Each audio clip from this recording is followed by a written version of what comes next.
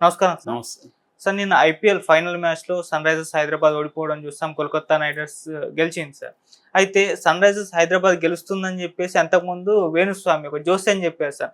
ఆయన జోస్యాన్ని నమ్ముకొని చాలా మంది బెట్టింగ్‌లేసారంట. ఇప్పుడు వాళ్ళంతా కూడా ఆయన పైన దాడికి సిద్ధపడ్డారని చెప్పేసి వార్తలు రావడం చూస్తున్నాం సార్. నిజంగా దాడి చేశారా? మరి ఏం జరిగింది సార్ అసలు? దాడి చేశారో లేదో తెలీదు గానీ సోషల్ మీడియాలో అయితే దాడి చేస్తున్నారు. ఫిజికల్‌గా దాడి చేశారో లేదో తెలీదు. ఎందుకంటే ఆయన మొన్న కూడా 2 రోజుల ముందు కూడా నేను 2 నెలలకు ముందే చెప్పాను కదా! దాని ప్రకారమే ఫైనల్‌కి వెళ్ళింది చూడండి అని మళ్ళీ ఆయన విజృంభించి చెప్పాడనమాట. ఖచ్చితంగా ఎస్ఆర్హెచ్ఏ సన్ రైజర్స్ హైదరాబాద్ వాళ్ళే ఖచ్చితంగా కప్పు గెలుస్తారని నేను 2 నెలలకు ముందే చెప్పాను. దాని ప్రకారమే వాళ్ళు గెలుచుకుంటూ వస్తున్నారు. ఇప్పుడు ఫైనల్‌కి కూడా వెళ్ళారు. నా జోస్యం కరెక్ట్ అయింది కదా అని ఆయన 2 రోజుల ముందు కూడా చెప్పాడు. సో దీనివల్ల ఏమైందంటే బెట్టింగ్ బాగా పెరిగింది. దీని సన్ రైజర్స్ మీద విపరీతంగా కట్టారనమాట. అందులో చాలామంది గుడ్డిగా జోస్యులు నమ్మే బ్యాచ్ ఉంటారు కదా, వాళ్ళు ఈయన్ని ఫాలో అయ్యారు. ఈయన చెప్పాడు కాబట్టి మనకి డబ్బులు వస్తుందని విపరీతంగా రెచ్చిపోయి కట్టేశారు. తీరా చూస్తే కోల్కతా నైట్ రైడర్స్ చేతిలో చిత్తుగా ఓడిపోయింది. బహుశా ఇది చెత్త రికార్డు అనుకుంటా కదా, లోయెస్ట్ స్కోర్ 113 రన్స్ చేశారు. 18.3 ఓవర్లలో ఆల్అవుట్ అయిపోయారు దారుణంగా. వాళ్ళేమో 2 వికెట్లకి 10.3 ఓవర్లలో వాళ్ళు చేసి ఫినిష్ చేశారు. సో దీని మీద మీమ్స్ కూడా విపరీతంగా జరుగుతున్నాయి. వీళ్ళు మిగతా చోట్ల పులి, నైట్ రైడర్స్ దగ్గరికి వచ్చేసరికి పిల్లి అయిపోయారు. మామూలుగానే ఒక్కోసారి ఫైనల్స్లో ప్రెజర్ ఉంటుంది, విపరీతంగా ప్రెజర్ ఉంటుంది. సో ఆ ప్రెజర్ సిచ్యువేషన్లో వాళ్ళు ఒక్కోసారి మనం చాలాసార్లు చూసాం కదా, సైకిల్ స్టాండ్ లాగా పడిపోతూ ఉంటాయి వాళ్ళు. మన వాళ్ళు కూడా ఇండియన్ బ్యాటింగ్ ఆర్డర్ కూడా ఒక్కోసారి ఫైనల్స్కి వెళ్ళినాక పడిపోయిన సందర్భాలు చాలా ఉన్నాయి. జనరల్గా ప్రెజర్ ఉంటుంది, ఆ ప్రెజర్ని తట్టుకోవడమే ఇంపార్టెంట్. యాక్చువల్గా సైకలాజికల్ ఫ్యాక్టర్ చాలా ఇంపార్టెంట్. అందుకని వాళ్ళకి ఇదంతా ఉంటుంది. కానీ ఎంత ఉన్నా కూడా విపరీతంగా ఎక్స్పెక్టేషన్స్ ఉన్నప్పుడు ఆ ప్రెజర్ ఖచ్చితంగా పడుతుంది. అయితే ఈ కాంటెక్స్ట్లో ఇప్పుడు క్రికెట్ను మనం పక్కన పెడితే, ఎందుకంటే గేమ్ అంటేనే గెలుపు ఓటములు సహజం. దానికి సంబంధించి బాధ, కోపం, ఆనందం అన్నీ కూడా సహజమే.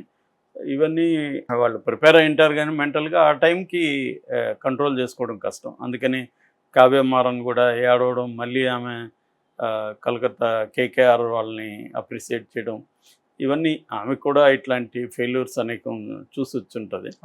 సో ఏదేమైనా క్రికెట్ను పక్కన పెడితే వేణుస్వామిది మళ్ళొకసారి చర్చ జరుగుతుంది. దీన్ని తెలుగుదేశం వాళ్ళు కూడా విపరీతంగా వాడుకుంటున్నారు. తెలుగుదేశం వాళ్ళు ఎందుకు వాడుకుంటున్నారంటే జగన్ 100% సీఎం అవుతాడని ఈయన కుండ బండ అన్ని బద్దలు కొట్టి చెప్తున్నాడు ప్రతిసారి. దాంతో ఏమవుతుందంటే జగన్ని సపోర్ట్ చేసే యూట్యూబ్ ఛానల్స్ వీళ్ళందరూ కూడా ఆయన్ని పదే పిలవడం, జగన్ గెలుస్తాడని చెప్పడం, ఇది వాళ్ళు హైలైట్ చేసుకుంటున్నారు. ఇది కొంత ఇబ్బందిగా మారింది తెలుగుదేశం వాళ్ళకి. సో దానివల్ల తెలుగుదేశం వాళ్ళు ఇక్కడ దొరికాడరా మనోడు అని చెప్పి విపరీతంగా ఈయన్ని ఇప్పుడు ఆ స్క్రీన్ షాట్లు, ఆ వీడియోలు తీసి అంతవరకు పెడుతున్నారు. సో నేను చాలాసార్లు చెప్పాను మన ఛానల్లో, జ్యోతిష్యం అనేది వేణుస్వామి అయినా ఇంకొక స్వామి అయినా వాళ్ళు ఏంటంటే ప్రెడిక్ట్ చేస్తారు అంతే. వాళ్ళు ఆయన అంటాడు నేను ప్రెడిక్ట్ చేయను, జ్యోతిష్యం జాతకం ప్రకారం చెప్తానని. జాతకం అనేదే బుల్షిట్. యాక్చువల్గా పంచాంగం ఇండియాలో ఎందుకు ఏర్పడిందంటే మనకి ఋతుపవనాల మీద ఆధారపడిన వ్యవసాయం. అంటే ఒక సీజనల్ సైకిల్ ఉంటుంది. ఈ సైకిల్ ప్రకారం అగ్రికల్చర్లో ముందుగానే ప్లాన్ చేసుకోవాలి. నెక్స్ట్ సీజన్కి, రెయినీ సీజన్కి మనం ఇప్పటి నుంచి భూమిని రెడీ చేసుకోవడం, విత్తనాలు రెడీ చేసుకోవడం, ఇవన్నీ ప్లాన్ చేసుకోవాలి. ఈ సైకిల్ని కొద్ది రోజుల పాటు లేదా కొన్ని సంవత్సరాల పాటు కరెక్ట్గా అబ్జర్వ్ చేసి ఏ సైకిల్ ఎలా వస్తుంది ఇవన్నీ చేసి రైతులకి హెల్ప్ అయ్యే విధంగా పంచాంగం అనేది మనకి పూర్వకాలంలో ఏర్పడింది. సో అంటే ఏ సైకిల్లో మనకి వర్షాలు వస్తాయి, ఏ సైకిల్లో సీజన్ ఎలా మారుతుంది, ఇవన్నీ చెప్పడానికి ప్రధానంగా పంచాంగం ఏర్పడింది. అయితే మెల్లమెల్లగా ఏమైందంటే మనిషికి ప్రిడిక్షన్ అనేది చాలా ఇంపార్టెంట్ లైఫ్స్లో. మనకి భవిష్యత్తులో ఏం జరగచ్చు, ఇప్పుడు ఒక జబ్బు వస్తుంది, జబ్బు ఎప్పుడు వెళ్తుందో తెలియని ఒక అన్సర్టనిటీ జీవితంలో ఉన్నంతకాలం జ్యోతిష్యం ఉంటుందని నేను చెప్పాను. ఈ అన్సర్టనిటీ వల్ల ఏమవుతుందంటే మనం తెలుసుకోవాలనిపిస్తుంది, ఇది ఎంతకాలం ఉంటుంది, ఈ హెల్త్ ఇష్యూ ఎంతకాలం ఉంటుంది అనేది ప్రిపేర్ అవ్వాలి మెంటల్గా. ఇప్పుడు నీకు ఒక 6 నెలల పాటు నీకు ఈ జబ్బు ఉంటుంది, 6 నెలల తర్వాత నీకు గురుడు 6వ ఇంట్లోను, శుక్రుడు 7వ ఇంట్లోను, శని 12వ ఇంట్లోకి వస్తాడు. అప్పుడు గ్రహగతులన్నీ మారుతాయి నీకు, అప్పటి నుంచి బ్రహ్మాండంగా ఉంటుంది నీ ఆరోగ్యం అని ఇవ్వడం చెప్పాడు అనుకో, ఒక హోప్ క్రియేట్ అవుతుంది. మనిషికి ఒక హోప్ ఉండాలి, అది ఫాల్స్ హోప్ అయినా ఒక హోప్ అనేది ఉండాలి. సో ఈ హోప్ ఇవ్వడానికి వీళ్ళు పనికి వస్తారనమాట. ఎక్కువగా జ్యోతిష్యం పాజిటివ్ యాంగిల్లో ఎక్కువ చెప్తారు.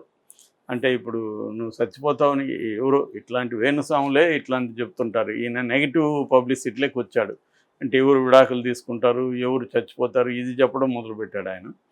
సో జనరల్గా జ్యోతిష్యం ఏం చెప్తుందంటే పాజిటివ్ యాంగిల్లో, అంటే నీకు ఒక ప్రాబ్లం చెప్తుంది, ఆ ప్రాబ్లంకి సొల్యూషన్ కూడా జ్యోతిష్యం చెప్తుంది. అంటే ఫర్ ఎగ్జాంపుల్ నీకు ఉద్యోగం రాలేదు, నిరుద్యోగిగా ఉన్నావు, నీకు నువ్వు ఈ వ్రతం చేస్తేనో లేకపోతే ఈ గుడికి పలానా గుడికి వెళ్తానో లేదా నవగ్రహాలని 108 చుట్లు రోజు చుడితే నీకు 3 నెలల లోపల ఉద్యోగం వస్తుందని చెప్తుంది. అంటే నీకు ఒక యాక్టివిటీ ఇస్తుంది, ఒక హోప్ ఇస్తుంది. ఈ యాక్టివిటీతో నీ హోప్ని నువ్వు ఇది చేసుకో. ఈ పొరపాటున వాడికి జాబ్ వస్తే జ్యోతిష్యం చెప్పింది కరెక్ట్, రాలేదనుకో నీకు అనుకోకుండా శుక్రుడు 4వ ఇంట్లోకి వచ్చేసాడు, అందువల్ల ఇది జరిగింది, జనరల్గా రాడు అని ఎట్లేదో కవర్ చేసి మళ్ళీ ఒక ప్రోగ్రామ్ ఇస్తారు. జనరల్గా జనం కూడా ఎలా ఉంటారంటే మనకు 10 రకాల సమస్యలకు చెప్పాడు అనుకో, అందులో 2, 3 రైట్ అయినా కూడా ఆ జ్యోతిష్యాన్ని నమ్ముతారు. సో ఇలాగా జ్యోతిష్యం అనేది బతికేస్తూ ఉంటుంది. సో దీన్ని ఎవరన్నా ప్రశ్నిస్తే వాళ్ళని ఇది చేయడం ఇవన్నీ జరుగుతుంది. అలాగే ఈయన కూడా ఏంటంటే జనరల్గా ఆయన తెలివైనవాడు, ఎందుకంటే టీనేజ్ నుంచే జ్యోతిష్యంలో ఉన్నాడు, టీనేజ్ నుంచే సినిమా రంగంలో ఉన్నాడు, ఆయన సినిమాలు యాక్ట్ చేశాడు.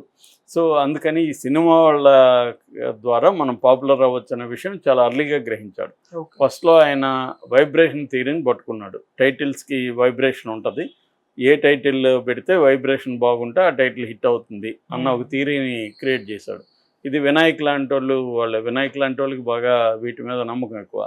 సో దాంతో వాళ్ళు ఇన్ని వాడుకోవడం మొదలుపెట్టారు. యాక్చువల్గా సినిమా రంగమే ఒక రకమైన భయంకరమైన అన్సర్టెనిటీతో ఉంటుంది.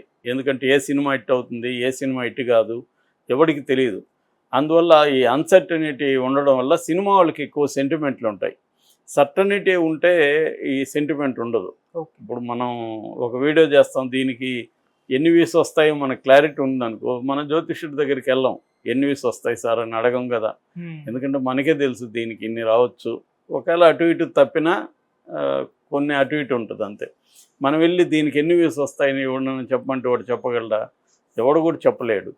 అట్లాగే ఇది కూడా ఏంటంటే విడిపోతారని జనరల్గా ఈ సెలబ్రిటీస్ విడిపోతుంటారు. అంటే డైవర్స్ రేటు బాగా పెరిగింది అర్బన్లో, ఓవరాల్గా ఏం పెరగలేదు. ఓవరాల్గా ఇండియాలో 1.something ఉంది ఇది డైవర్స్ రేటు, కానీ అర్బన్లో పెరుగుతుండడం వల్ల ఓవరాల్గా డైవర్స్ రేటు పెరిగిందన్న ఫీలింగ్ అయితే వస్తుంది మనకి.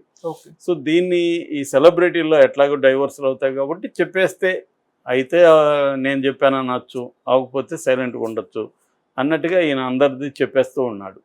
సో అందులో కొంతమంది జరుగుతున్నాయి కాబట్టి వేణుస్వామి చెప్పాడు జరిగింది అన్న దీన్ని తీసుకెళ్తున్నాడు.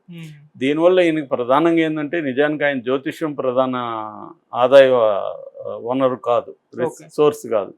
ఆయనకి పబ్ ఉంది, రియల్ ఎస్టేట్ ఉంది.